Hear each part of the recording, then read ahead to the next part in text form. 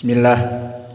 Qala an-Nawawi rahimahullahu taala ats-tsani asyr anhu, ay al-hadis yang ke-12 anhu dari dia, yakni Abi Hurairah.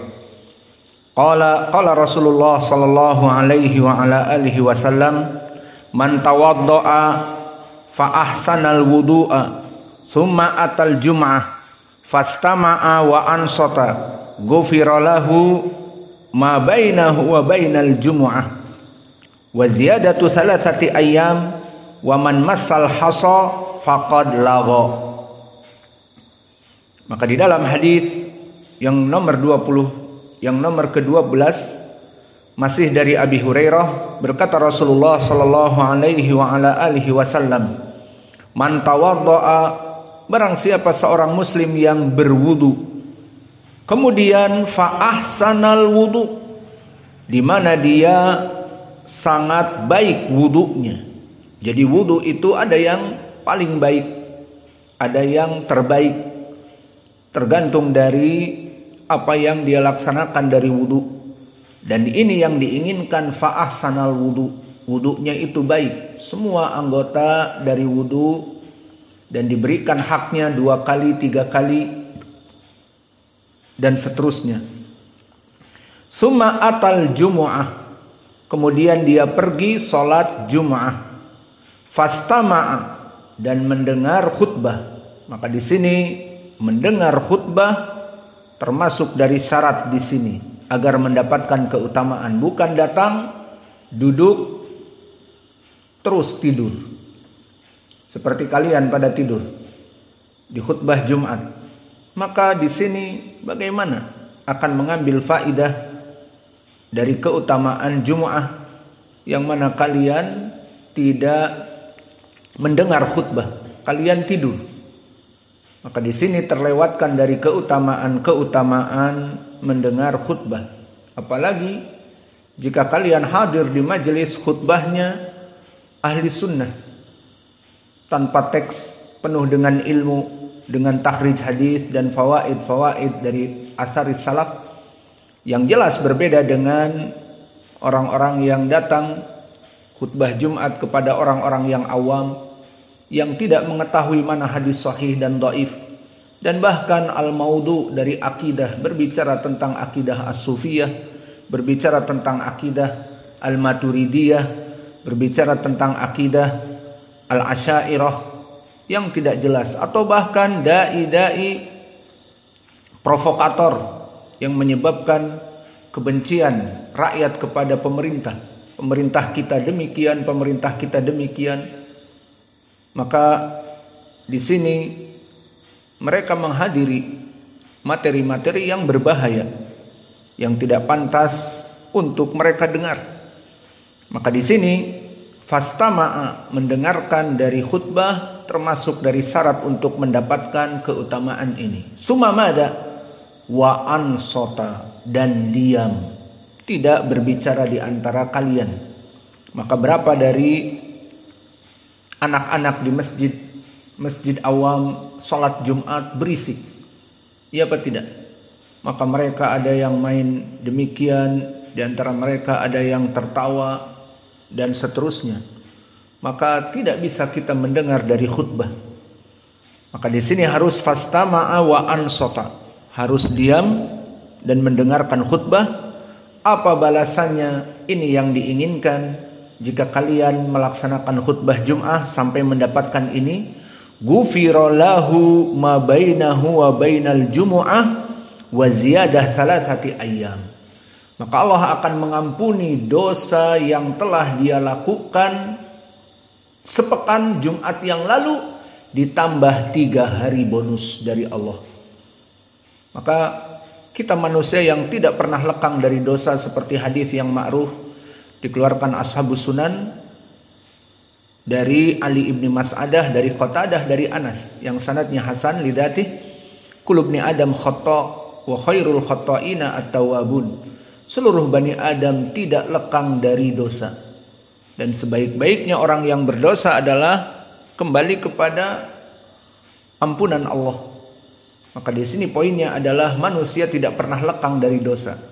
Maka di saat melaksanakan sesuatu perkara, Allah mengampuni dosa-dosa kita, itu rahmat Allah kepada kita.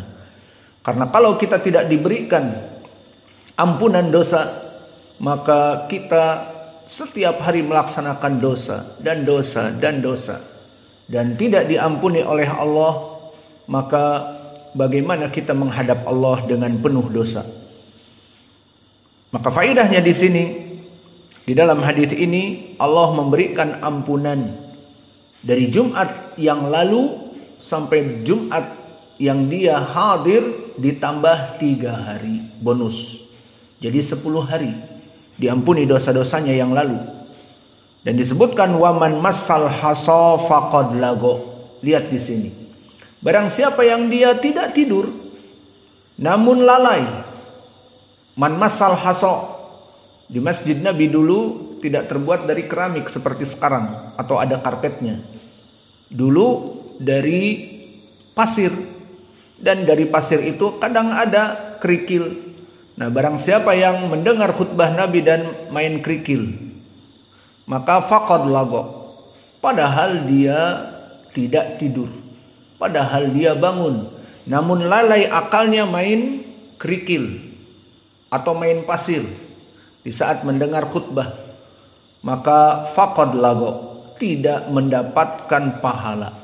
Maka terbayang di sini jika kalian khutbah dan kalian berjuang untuk tidak ngantuk, tunduk-tunduk, kemudian bangun tidur, apa faidah dari khutbah Jum'ah? Di mana orang yang bangun dan bermain dengan haso, kerikil, itu dibatalkan dari pahala untuk mendapatkan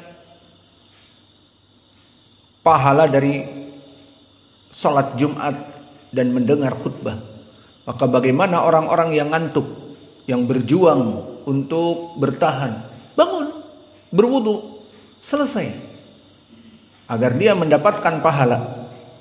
Maka inilah dari hadis nomor 12.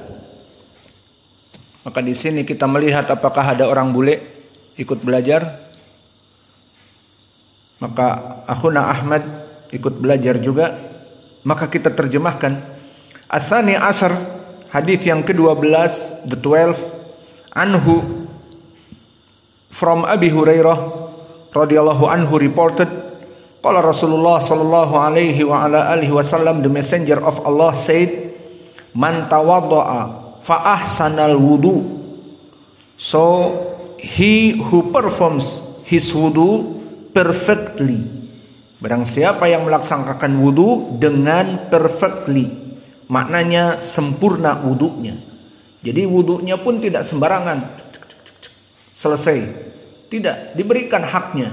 Mana istinsar, mana istinsyaq, mana masah ala ra's dan udunain, harus terpenuhi semuanya.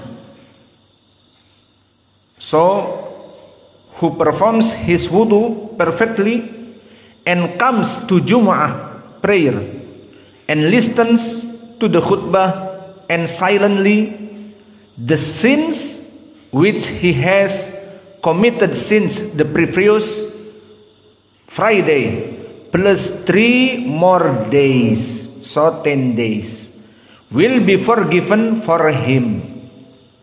Maka akan diampuni dosa-dosanya.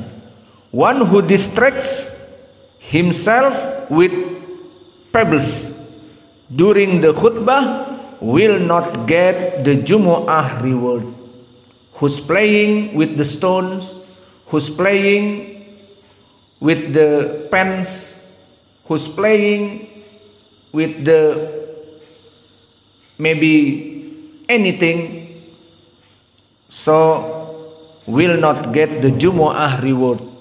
Maka barang siapa yang bermain-main dengan penanya, bagi penuntut ilmu yang biasa membawa pena, diputar-putar penanya, dilempar, balik lagi, maka tidak akan mendapatkan pahala. Dan begitupun yang bermain-main dengan kertas dan bermain-main dengan apa saja, bahkan kancing bajunya, masukkan, keluarkan, masukkan, keluarkan, kancing baju. maka di sini tidak mendapatkan. Bagaimana orang yang ngantuk, orang yang berjuang untuk bangun dan tidur dan bangun dan tidur, maka di sini sangatlah buruk bagi mereka orang-orang yang mengantuk di waktu sholat Jum'ah. Siapa yang suka ngantuk waktu sholat Jum'ah? Perhatian hadis ini. Taib. Jika ngantuk langsung bangun. Jangan berjuang untuk tidur di antara Jum'ah dan seterusnya. Maka faidah ataupun poin pendalilan di dalam hadis ini masuk kepada kathratu turukil khair apa? Bahwa kebajikan seseorang yang bisa dia dapatkan untuk masuk kepada surga banyak. Di antaranya berwudu. Dan yang kedua menghadiri sholat Jumat. Dan menghadiri sholat Jumat hukumnya wajib. Allah berfirman, fas'au ila dzikrillah wa darul bai'. Maka agar kalian itu fas'au ila dzikrillah wa darul bai' dan meninggalkan jual beli, maka hukumnya wajib menghadiri sholat Jumat. Dan hadis ini faidahnya barakallahu fikum menunjukkan 5 poin penting, menunjukkan kepada 5 perkara. So Ahmad, this hadith brings into prominence the following 5 important points. The first, maka yang pertama, hadis ini mendorong seseorang untuk berhati-hati dalam berwudu. Yakni jika melaksanakan wudu harus dilakukan dengan benar dan diberikan haknya, diberikan sunnah-sunnahnya. Fa'asbigul wudu, maka disempurnakan batas-batas mirfaq, batas-batas ka'bain disempurnakan, tidak lalu begitu saja. Maka hadis ini mengajak kita untuk menyempurnakan wudu. So it indices one to take full care in ablutions. The ablution is wudu. That is to say, it should be strictly performed according to sunnah. So make wudu to be good wudu, to be good ablutions, and make sunnah in ablutions. So this the first. And the second, keutamaan sholat Jumat yang diwajibkan bagi setiap orang yang berakal balik, sehat, mukallaf, dan dia mukim bukan musafir. Maka di sini perkara yang kedua, harus dilaksanakan dalam keadaan berjamaah di masjid sehingga dia keluar dari rumahnya menuju masjid. So the second is the excellence of Jumu'ah, Friday prayer, which is obligatory for every saint, adult, healthy, and resident Muslim. So he must resident, not musafir. So he prayed 2 raka'ah at the time of noon prayer and is preceded by khutbah of imam and make jama'ah in masjid, not pray Jum'ah in his house. And the third, yang ketiga, barang siapa yang melaksanakan satu perbuatan baik akan mendapatkan pahala 10 kali lipat, sesuai dengan hadis-hadis yang telah kita lewati dan di Al-Quran juga. Maka di hadis disebutkan likuli amalin asra amsalihha ila sab'i mi'ah di'fin, bahwa seorang yang melaksanakan kebaikan akan dicatat double ataupun 10 kali lipat ataupun 700 kali lipat. Maka di sini poin pendalilannya, barang siapa yang mendatangi sholat Jum'ah antara Jumat dengan Jumat yang lalu, maka dosa-dosa kecilnya akan berguguran selama 10 hari. Maka di sini keutamaannya 1 kali Jum'ah 10 hari. Bukan 7 hari tetapi 10. Maka barang siapa yang melaksanakan kebaikan, 1 kebaikan dicatat 10 kebaikan. Mencatat para malaikat dari amalan kita 10 kali lipat.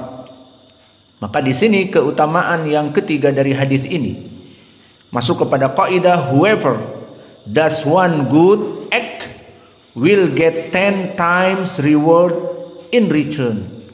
According to this principle, one who performs a Friday prayer, his minor sins relating the right of Allah which are committed by him in 10 days are forgiven. Maka diampuni oleh Allah dosa-dosanya 10 hari. 1 kali Jumat dibayar 10 hari. Dan faedah yang keempat, and the other beneficial from this hadith, diam selama khutbah adalah suatu kewajiban. Karena jika tidak, seseorang akan kehilangan pahala sholat Jumatnya, maka dia harus diam. Namun diamnya jangan kebablasan. Kalau diamnya kebablasan jadinya tidur. Akhirnya tidak mendengar khutbah sama sekali. Fahim tum? Jadi tidurnya, diamnya jangan kebablasan. Diam maksudnya mendengar. Bukan diam terus hilang semua ingatannya. Maka this the fourth, silent during the khutbah is a must. Otherwise one loses the reward of Jumu'ah prayer. And the fifth, seorang khatib juga harus menyampaikan khutbah dengan baik. So the point here, the fifth, it also necessary for a khatib to deliver a bride of the khutbah.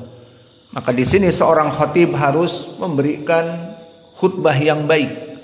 Apa makna khutbah yang baik? Disebutkan di Al-Quran, fas'au ila dzikrillah. Dia adalah dzikir kepada Allah. Diambil dari Al-Quran dan Sunnah sesuai pemahaman as-salafus saleh. Adapun kelompok-kelompok partai di saat berkhutbah, kelompok apa saja, maka mereka mengajak kepada partainya untuk mencoblos partainya misalnya. Maka ini bukan dari khutbah yang baik. Khutbah kok promosi partainya. Jangan lupa coblos nomor 2 di khutbah Jumat. Dan itu terjadi di saat musim pemilu. Ataupun dia berbicara sesuai berita-berita yang kontemporer katanya. Seperti orang-orang Ikhwanil Muslimin dan yang lainnya. Maka BBC London mengatakan bahwa Palestina dihancur leburkan oleh Israel dan kelompok Hamas bla bla bla bla, dan pertempuran di Ukraina masih berlangsung. Ini berita BBC London dimasukkan ke khutbah Jumat.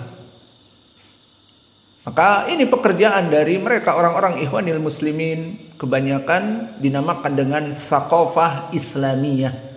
Maknanya adalah khobar Islam yang kontemporer. Mereka mengatakan ini fiqhul waqi' lebih baik daripada para Wahabiyin yang hanya mengajar tentang sunnah-sunnah, bagaimana keutamaan membaca Al-Quran, bagaimana keutamaan melaksanakan sholat berjamaah, bla bla bla. Tapi khobar ini khobar paling penting. Padahal khobar itu dibuat oleh orang-orang Yahud, orang-orang Israel yang menguasai media sosial, yang menguasai internet yang mereka buat.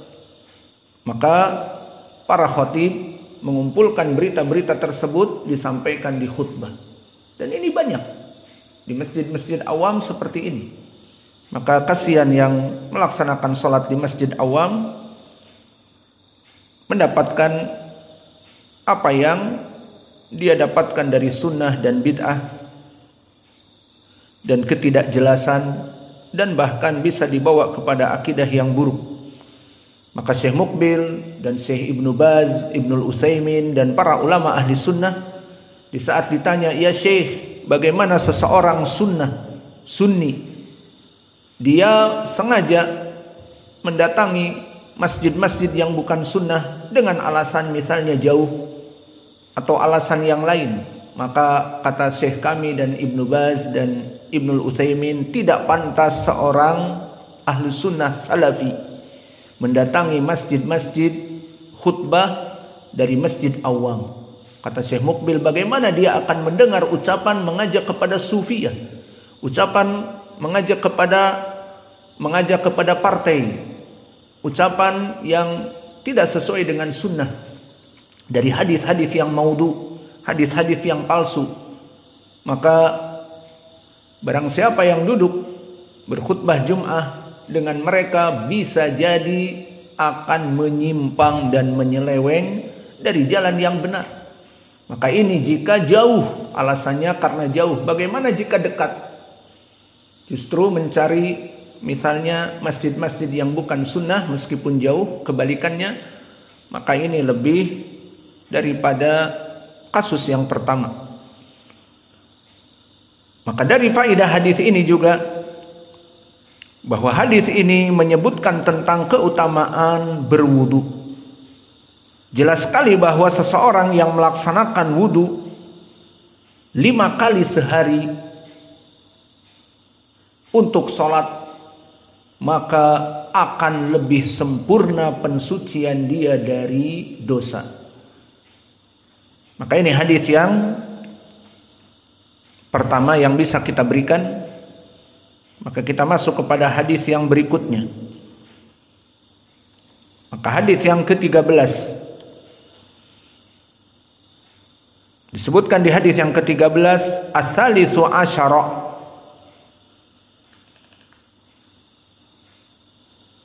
Hadis yang ke-13 anhu, masih dari Abi Hurairah. Anna Rasulullah sallallahu alaihi wa ala alihi wasallam qala, "Idza tawadda al-'abdu al-muslima au al-mu'minu."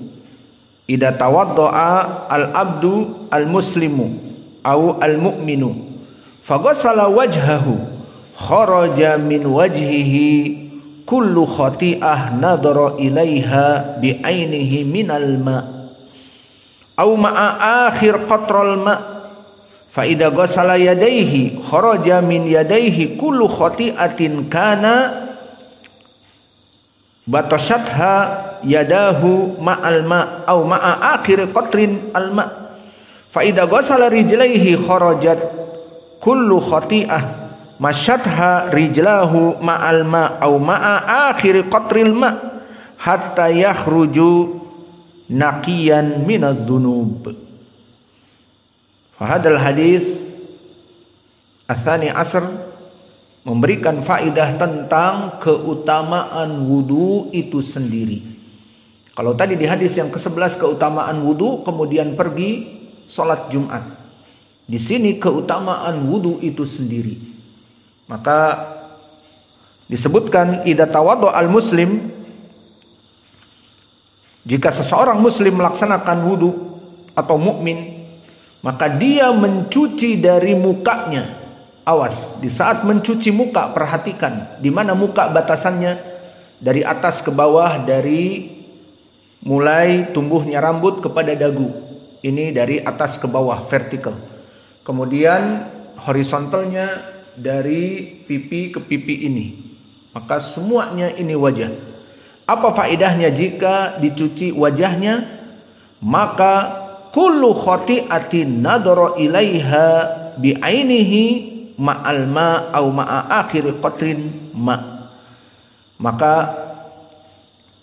semua dosa-dosa yang dia lakukan, terutama di saat dia melihat perkara-perkara yang haram, maka di situ dengan wudu akan luntur. Dosa-dosa tersebut terbuang dengan air bekas wudu atau akhiru qatratil ma', atau akhir dari air yang dia jatuhkan dari wudunya. Dan jika dia mencuci kedua tangannya, maka perbuatan-perbuatan tangan yang dia lakukan akan keluar dosa-dosa tersebut dengan akhir dari air yang dia pakai. Fa idza ghassala rijlaihi kharajat kullu khati'ah masyatha rijlahu ma'a alma au ma'a akhiri qatril ma. Dan begitupun di saat dia mencuci kakinya, maka kakinya yang dia laksanakan untuk pergi ke tempat-tempat yang berdosa atau melaksanakan dosa dengan kakinya dan dengan tangannya dan dengan matanya tadi, semuanya akan hilang bersama air wudu atau tetesan-tetesan terakhir dari wudunya.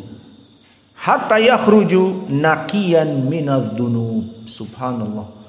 Maka dia akan keluar dari dosa-dosa yang telah dia lakukan dengan wudu. As-salis asar, so the 13 anhu from Abi Hurairah anna Rasulullah sallallahu alaihi wa ala alihi wasallam qala, the messenger of Allah said, idza tawadda al-abdul muslimu aul mu'minu, when a Muslim or a believer, mu'min, a believer washes his face, faghasala wajhahu, when he washes his face in the course of wudu, so what? Kharaja min wajhihi kulli khati'ah nadara ilaiha bi'ainihi ma'al wudu. So every sin he has committed with his eyes is washed away from his face along with water or with the last drop of water. So this about his face. Wa ma'adalik fa idza ghasala yadayhi kharaja min yadayhi kulli khati'ah kana batashatha yadahu ma'al ma au ma'a akhiri qatril ma.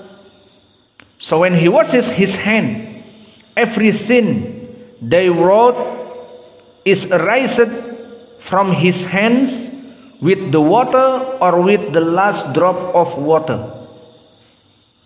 And the third, فَإِذَا غَسَلَ رِجْلَيْهِ خَرَجَتْ كُلُّ خَطِيئَةٍ مَشَتْهَا رِجْلَاهُ مَعَ الْمَاءِ أَوْ مَعَ آخِرِ قَطْرِ الْمَاءِ حَتَّى يَخْرُجُ نَقِيًّا مِنَ الذُّنُوبِ.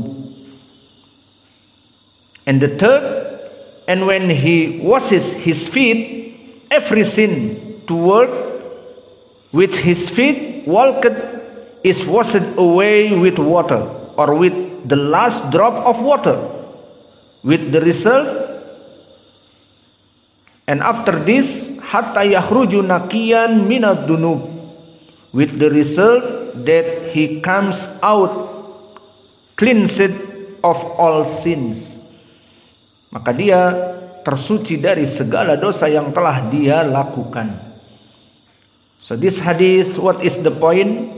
The point is Nabi Muhammad sallallahu alaihi wasallam talking about explanation about turukil khair. So from the way to good deed, make the believer or Muslim to the paradise is make wudu. So this hadith talking about beneficial of wudu. So this hadith mention the beneficial of wudu.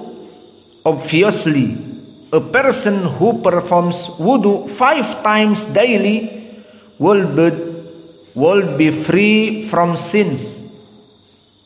So the wudu make cleaning from the sins. So whenever you make wudu, Allah will be erased your sin. So how much every day we make wudu?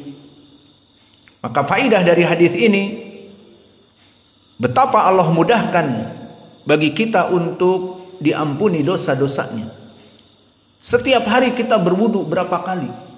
Salat fajar wudu, dan sebelumnya bangun tidur wudu, dan begitupun salat duhur kita berwudu, dan seterusnya. Selama kita berwudu, keluar dosa-dosa dari pandangan kita, dari tangan kita, dari kaki kita. Maka ini jika untuk sholat 5 waktu. Bagaimana dengan sholat duha, dengan sholat malam, dengan sholat tahiyatul masjid, terus melaksanakan wudu, ingin membaca Al-Quran, menghafal Al-Quran, masuk masjid, berwudu dulu. Maka kita dalam keadaan kenikmatan, diampuni dosa-dosa kita. Maka tidaklah apa yang kita pelajari di dalam hadis-hadis ini adalah jalan-jalan menuju kepada surga. Maka mohon agar kalian menghafalnya dan tidak hanya sekedar menghafal, bukan NATO, no action talking only. Hanya menghafal, tidak ada amalan, hanya menyebutkan, berdakwah, mengajak kepada kebaikan dan tidak ada amalan, tetapi harus difahami, dihafalkan dan juga diamalkan. Itu yang kita inginkan. Dan itu yang kita inginkan agar kalian belajar di sini bukan bertahun-tahun belajar dan akhlak kalian masih buruk. Kita ingin mengirim kalian ke Yaman untuk menuntut ilmu. Namun semakin bertambah tahun, semakin parah keadaannya, sehingga qadarullah ma syafa'al, dikeluarkan dari pondok dan seterusnya, Allahul musta'an. Maka kita harapkan para santri-santri yang ada dan yang baru-baru juga agar mengetahui bahwa di pondok ini tidak ada orang-orang yang melaksanakan kemungkaran kemudian duduk padanya. Di sini kita memperbaiki akhlak dan memperbaiki adab dengan Allah. Maka barang siapa yang ingin belajar di sini, ahlan wa sahlan. Dan yang tidak ingin mengikuti aturan-aturan dari sunnah, maka silahkan di tempat yang lain banyak. Karena kita di sini mencetak para dai. Kita di sini bukan hanya sekedar lulus. Sudah berapa tahun belajar? 6 tahun, 12 tahun lulus. Terus jadi apa? Jual bakso, jual batagor, iya. Maka tidak ada. Di sini insya Allah yang keluar dari sini kita mengikat dengan dakwah. Kita sekolahkan di Yaman, kemudian pulang, silahkan mengajar. Seperti itu. Ada irtibat, ada ikatan di antara kita. Bukan belajar di sini kita peras uang tiap bulan misalnya, bayar uang SPP, bayar uang bangunan, bayar uang. Kemudian setelah itu lulus 6 tahun, 12 tahun. Mau kemana? Terserah. Mau jadi polisi, mau jadi tentara, mau jadi apa saja, terserah. Tidak.